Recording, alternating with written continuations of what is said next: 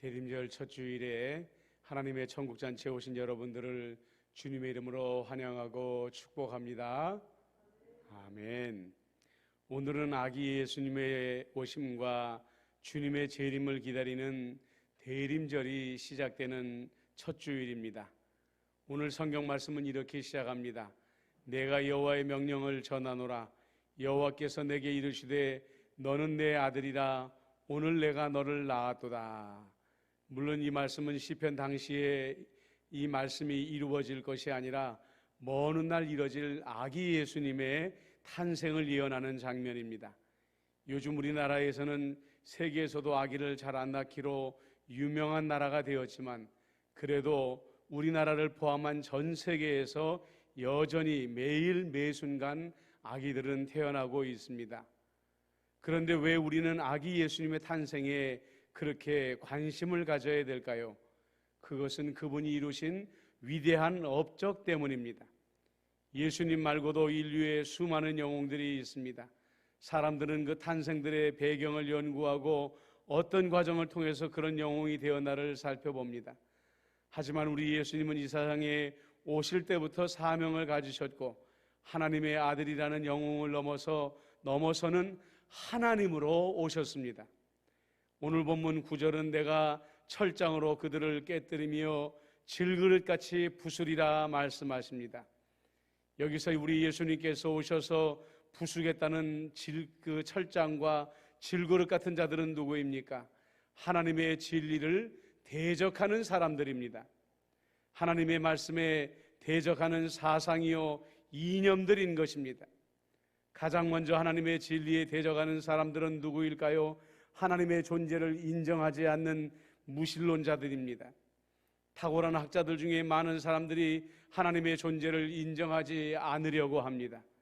성경은 시편 10편 4절에 악인은 그의 교만한 얼굴로 말하기를 여호와께서 이를 감찰하지 아니하신다 하며 그의 모든 사상에 하나님이 없다 하는도다 이렇게 말하고 있습니다. 그의 사상이 하나님의 없다고 하는 사람을 악인이라고 말합니다. 교만한 사람이라고 말합니다. 하나님께서 우리의 삶을 지켜보지 않는다고 생각하고 있다고 말합니다. 그렇기 때문에 이런 사람들은 두려움이 없이 악을 행합니다. 지난번에도 말씀을 드렸지만 우리는 가까운 곳에 무신론 국가인 북한을 두고 있습니다. 간간히 전해오는 소식들을 들어보면 이 사람들이야말로 시편 10편 4절에 해당하는 사람들이구나 이렇게 생각하지 않을 수가 없는 것입니다. 어떻게 그렇게 사람들을 쉽게 지옥과 같은 수용소에 보내고 학대하며 살해할까? 이해할 수 없습니다. 성경을 지참하다가 걸리면 총사령이라는 것을 알고 있었는데 며칠 전에는 우리나라에서 만든 유명한 드라마인 오징어 게임이라는 게임에 그 메모리를 소지했다는 이유만으로도 사람을 총살하는 나라가 바로 북한이라는 나라입니다. 하나님께서는 언젠가 이러한 무신론의 나라들을 심판하실 것이라고 말씀하고 있는 것입니다. 18세기 유명한 계몽주의 철학자인 볼테르라는 사람이 있습니다. 이 사람은 장담했습니다. 기독교를 일으키는 데에 수백 년이 걸렸을지 모르지만 나는 프랑스의 한 사람에 불과하지만 50년 내에 기독교를 말살시키는 것을 직접 보여주겠다. 앞으로 100년 안에 성경은 다 없어질 것이다 라고 자신 있게 주장을 했다고 합니다. 그리고 많은 무신론 책자와 하나님을 반박하는 글을 썼습니다. 그러나 그가 죽은 지 20년 만에 스위스 제네바에 있는 성소공회에서는 그의 집을 사서 성소공회 출판소로 삼았고 훗날에는 외국어 성경을 출판하는 파리의 본부가 되고 말았다고 합니다. 볼테르는 죽기 전에 이런 말을 남겼다고 말하지요. 나는 멸망으로 간다. 나는 이제 지옥으로 간다. 예수님은 말씀하십니다. 요한복음 17장 21절에 아버지여 아버지께서 내 안에 내가 아버지 안에 있는 것 같이 그들도 다 하나가 되어 우리 안에 있게 하사 세상으로 아버지께서 나를 보내신 것을 믿게 하옵소서. 세상으로 나를 보내신 것을 믿게 하옵소서. 그렇습니다. 여러분, 다시 말씀드립니다마는 예수님께서 이 세상에 오신 것은 무신론의 철장을 부숴버리기 위해 오신 것입니다. 하나님이 인간의 몸을 입으시고 죄인까지 내려가시면서 이 사람들의 무신론을 깨뜨리고 그들을 구원하기 위해 이 땅에 오셨던 것입니다. 물론 그렇습니다. 오늘은 무신론이 점점 더 힘을 얻고 있는 세상이 되어져 가고 있습니다. 기독교, 불교, 천주교 할 것 없이 교세가 바닥을 향해 내려가고 있다고 하죠. 이럴 때일수록 우리 그리스도인들은 깨어나야 합니다. 우리들의 눈빛을 통해, 우리들의 삶을 통해 일하시는 하나님을 그들에게 보여주어야만 하는 것입니다. 코로나19 시대에 우리들은 위축되었지만 그럴 필요가 없다고 여러분들에게 얼마나 자주 말씀을 드렸는지 모릅니다. 우리의 믿음을 보여주는 것 자체를 두려워해야 될 필요가 없습니다. 여러분 마음에 항상 이런 다짐을 가져보십시오. 나는 왕으로 오신 하나님이신 예수님을 믿는다. 나는 왕으로 오신 하나님이신 예수님을 믿는다. 하루에 100번씩만 여러분들 마음 가운데 다짐하시면은요, 여러분들 눈은 마음의 창이라고 하였습니다.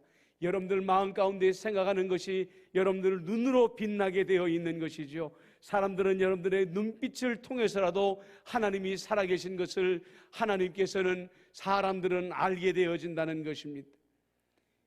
사람들이 여러분들을 다시 보게 될 것입니다.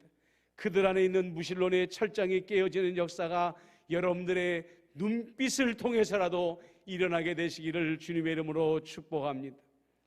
두 번째 철장은 탐심의 철장입니다. 사람들을 불행으로 이끌고 나가는 것은 여러 가지가 있습니다.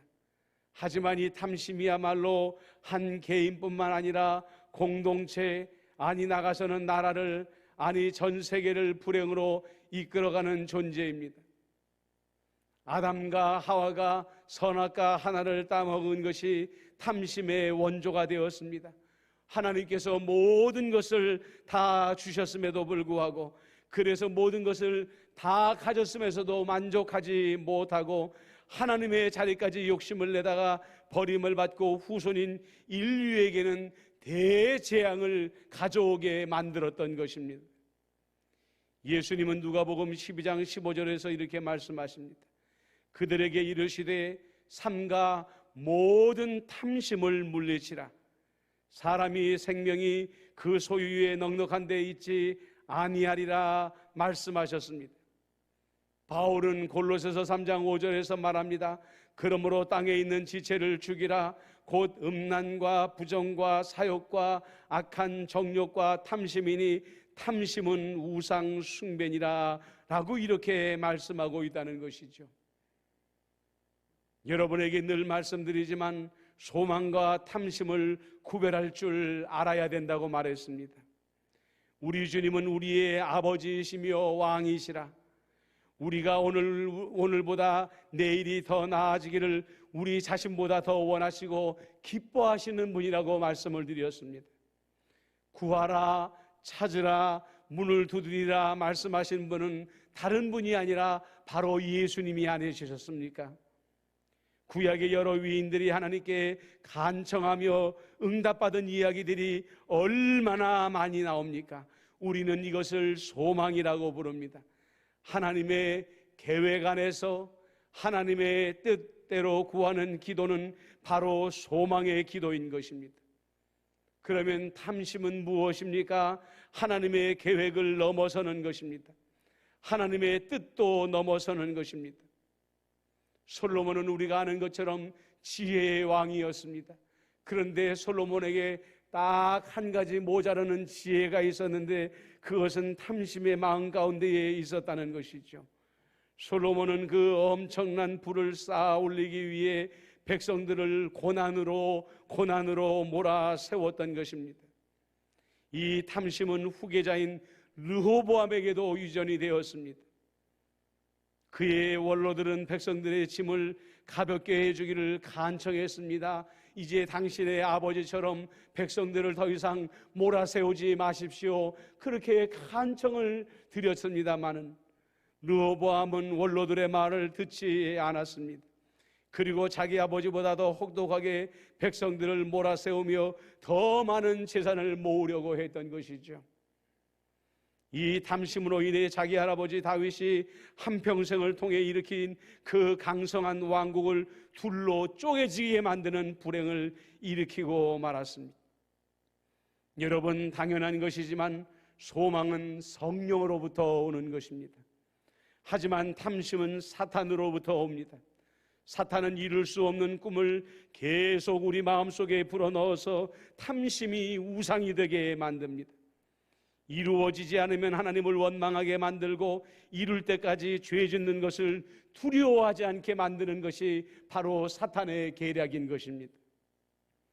성령으로부터 오는 소망을 붙잡는 사람이 되려면 우리는 늘 깨어 있어야만 하는 것입니다. 바울이 말한 대로 자족하는 법을 배우기 시작해야 되고, 내 안에 있는 성령님과 늘 대화하며 내 마음에 가지고 있는 소원과 꿈이 성령님의 것인지 하나님의 것인지 늘 그분과 대화해야 됩니다. 성령님의 이름 뜻 중에 원래가 하나가 상담자라고 말하지 않았습니까? 그렇습니다. 여러분, 성령님은 내 안에 있는 소원이 성령인지 탐심인지 분별해 주시는 분이십니다. 성령이 붙잡으라고 하면 소망이고 성령이 놓으라고 하면 탐심인 것입니다. 이미 오래된 이야기지만 여러분들과 나누고 싶은 이야기가 있습니다. 1964년에 빙점이라는 소설을 쓴 미우라 아야코는 신실한 기독교인으로 우리에게도 잘 알려진 사람입니다. 이 사람에게 하나의 일화가 있는데요, 그는 결혼한 지 2년 만에 홋카이도의 아사히카와라는 도시에서 자파상을 시작했다고 합니다. 여러 가지 물건들을 가게에 진열을 하고 그것을 파는 그러한 가게가 바로 자파상이라는 것이죠. 부부가 모두 착하고 예수님을 믿었기 때문에 신실하고 성실하게 가게를 영업했기 때문에 얼마가 되지 않아서 손님들이 아주 많이 찾아오는 그 지역에서는 아주 유명한 가게가 되었다고 합니다. 그런데 이 부부는 장사가 잘 될수록 고민이 깊어져 갔다고 합니다. 자신들 때문에 주변의 자파상들이 손님이 줄어드는 것이 마음이 아팠고 걱정이 되었기 때문입니다. 때로는 오는 손님들마다 다른 가게를 이용하라고 권면할 정도였습니다. 나중에는 그것이 안 되니까 아예 일찌감치 가게 문을 닫아 버렸다고 합니다. 보통 사람들 같으면 경쟁하는 가게가 잘 안 되고 내 가게가 잘 되기를 바라는 것이 사람들의 본심이 아니겠습니까? 하지만 미우라 아야코와 그들의 부부는 도리어 옆 가게를 걱정해주는 그런 마음을 가졌다는 것이죠. 그런데 미우라 아야코는 그런 마음으로 가게를 일찍 닫다가 보니까 시간이 남았고 그때부터 글 쓰는 일을 시작을 했다고 합니다. 그렇게 탄생한 소설이 바로 빙점이라는 위대한 소설입니다. 인간의 원죄를 다루는 빙점이라는 소설과 미우라 아야코의 삶의 이야기를 통하여서 지금도 얼마나 많은 영혼이 주님 앞에 돌아오고 있는지 모릅니다. 그야말로 그리스도가 존귀하게 되는 일이 일어나고 있는 것이죠. 지금도 미우라 아야코의 기념관에 가보면 그곳 입구에는 요한복음 12장 24절 말씀이 붙어 있다고 합니다. 한 알의 밀알이 땅에 떨어져 죽지 아니하면 한 알 그대로 있고 죽으면 많은 열매를 맺느니라. 한 가정이 탐심을 내려놓음으로 말미암아 그 지역에 예수님이 살아나셨던 것입니다. 여러분의 모든 삶이 예수님의 소망으로 가득 차고 넘쳐나게 되시기를 주님의 이름으로 부탁을 드립니다. 마지막으로 예수님께서 깨뜨리기 원하셨던 철장은 미움과 원망과 증오의 철장이었습니다. 에덴 동산에서 쫓겨난 가인을 통해 마치 전염병처럼 사람들의 마음 가운데에 미움과 원망과 증오가 번져나가기 시작했습니다. 그런데요, 이 죄악은 인간의 마음뿐만 아니라 인간의 육체도 변화시켜 버렸다고 합니다. 언젠가 여러분들에게 말씀을 드렸는지 모르겠지만 신경과학자들이 복수의 기회를 노리는 사람들의 뇌를 정밀하게 스캔했던 적이 있다고 합니다. 그랬더니 그 DNA 속에 줄무늬체라는 분위기가 활성화되어지는 것을 발견했다고 말합니다. 이 줄무늬체는 사람들이 니코틴이나 코카인이나 초콜릿 따위를 갈구할 때에 활성화되는 부위라고 말합니다. 그러니까 한마디로 말하면 복수를 꿈꾸는 그 자체로 사람들은 희열을 느끼도록 만들어져 버렸다는 것이죠. 언론에 보면은 한마디로 끔찍한 살인사건들이 상대방이 누군지 상관없이 일어나는 것을 보지 않습니까? 나와 상관이 없는 사람들도 있지만 나와 지극히 가까이 있는 사람들에게도 복수의 칼날을 휘두르는 모습들, 그것은 순간적으로 사람들이 분노가 사람들의 이성을 마비시켜버리고 순간적으로 볼 수 없는 쾌락에 중독시켜버리기 때문인 것입니다. 내가 철장으로 그들을 깨뜨리며 질그릇같이 부수리라. 여러분들 이 말씀을 다시 한번 생각해 보십시오. 이것은 깨뜨리며 부수는 것 자체가 목적이 아닙니다. 성경에 보면 예레미야 18장 3절로 6절까지의 이런 말씀이 나옵니다. 내가 토기장이의 집으로 내려가서 본즉 그가 농로로 일을 하는데 진흙으로 만든 그릇이 토기장이의 손에서 터짐에 그가 그것으로 자기 의견에 좋은 대로 다른 그릇을 만들더라. 그때 여호와의 말씀이 내게 임하니라. 이르시되 여호와의 말씀이니라. 이스라엘 족속아, 토기장이가 하는 것 같이 내가 능히 너희에게 행하지 못하겠느냐? 이스라엘 족속아, 진흙이 토기장이 손에 있음 같이 너희가 내 손에 있느니라. 잔인하고 냉정했던 바울, 그리스도인들에 대하여 복수의 칼날을 갈던 바울이 예수님의 손에서 터진 토기가 되어졌습니다.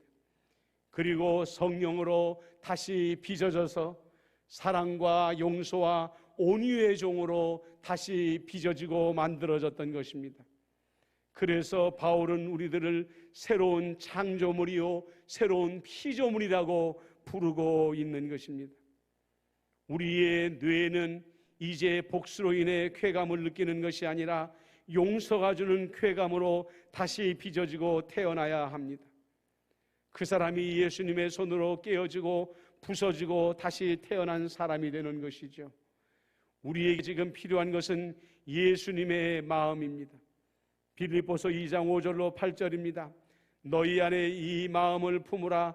곧 그리스도 예수의 마음이니 그는 근본 하나님의 본체시나 하나님과 동등됨을 취할 것으로 여기지 아니하시고 오히려 자기를 비워 종의 형체를 가지사 사람들과 같이 되셨고 사람의 모양으로 나타나사 자기를 낮추시고 죽기까지 복종하셨으니 곧 십자가에 죽으심이라.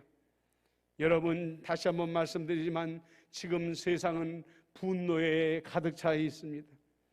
코로나19는 언제 떠나갈지 모르고 새로운 변종들은 계속해서 등장하고 있습니다. 마땅한 대통령 후보도 눈에 들어오지 않기 때문에 그래서 정치의 미래가 보이지를 않습니다.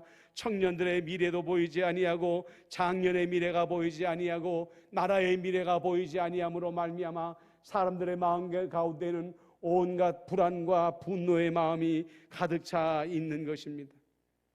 여러분, 다시 말씀드리지만 이 분노는 전염되어지는 감정인 것입니다. 세상의 정치가 어떻게 돌아가고 사회가 어떻게 변해가도 우리의 마음의 주인은 예수님 한 분만이셔야 됩니다. 예수님이 우리의 마음을 지키셔야 되고 예수님이 우리의 영혼을 지키심으로 말미암아 여러분들은 분노에 감염되어져서는 안 된다는 것입니다. 미움과 증오에 감염되어져서는 안 된다는 것입니다. 우리의 마음의 주인이 예수님 되실 때 우리는 분노라는 감령의 점령이 되지 아니하고 사랑과 용서의 기쁨을 누리는 진정한 주님의 자녀가 될 수 있습니다. 바울은 주님께서 사람들 가운데에 벽을 허무셨다고 말씀하십니다. 주님의 몸을 깨뜨려 허물어뜨리신 것입니다. 이제 말씀을 준비합니다. 이제 우리는 대림절을 맞이하고 있습니다. 철장을 깨뜨리고 질것을 깨뜨리고 새로이 빚기 위하여 이 땅에 오신 예수님을 우리 마음 가운데에 다시 영접하는 그런 시간들이 되어야 되는 것입니다. 우리의 눈빛을 통하여 우리의 마음을 통하여 무신론자들이 무너져야 되는 것입니다. 우리 안에 있는 탐심을 없이 하고 미우라 아야과 같이 주변의 사람들과 함께 나눌 줄 아는 그리스도인들이 되어야만 되는 것입니다. 우리 마음 가운데의 미움과 원망과 증오가 완전히 깨어지고 예수님의 용서하심과 예수님의 낮아지심과 예수님의 사랑의 마음으로 다시 한번 빚어져야 되는 것입니다. 그러므로 말미암아 아기 예수님으로 오시는 우리 예수님을 다시 한번 영접하시기에 부끄러움이 없으시는 여러분 모든 성도님들이 되어지시기를 우리 예수님의 이름으로 축복합니다. 축복합니다. 기도하겠습니다. 사랑과 은혜가 많으신 우리 예수님께서는 2000년 전에 아기 예수님으로 이 땅에 오셔서 무신론자들의 철장을 깨뜨리시기를 원하셨고, 아버지 하나님의 사람들의 마음에 있는 탐심과 미움과 증오와 분노의 마음을 깨뜨리기를 원하셨다고 하였습니다. 혹여나 우리들의 마음 가운데에 아버지 하나님의 믿음이 연약해지고 있는 것은 아닙니까? 탐심으로 인하여 눈이 어두워지고 있는 것은 아닙니까? 미움과 분노와 증오로 말미암아 우리가 사단에게 지배당하고 있는 것은 아닙니까? 아버지 하나님, 우리의 마음이 아기 예수님의 마음으로 온전히 새로워지게 하여 주시옵소서. 그리하여 이 대림절 기간 동안에 예수님을 기다림에 부끄러움이 없게 하여 주옵소서. 예수님의 이름으로 축복하며 기도드리옵나이다. 아멘.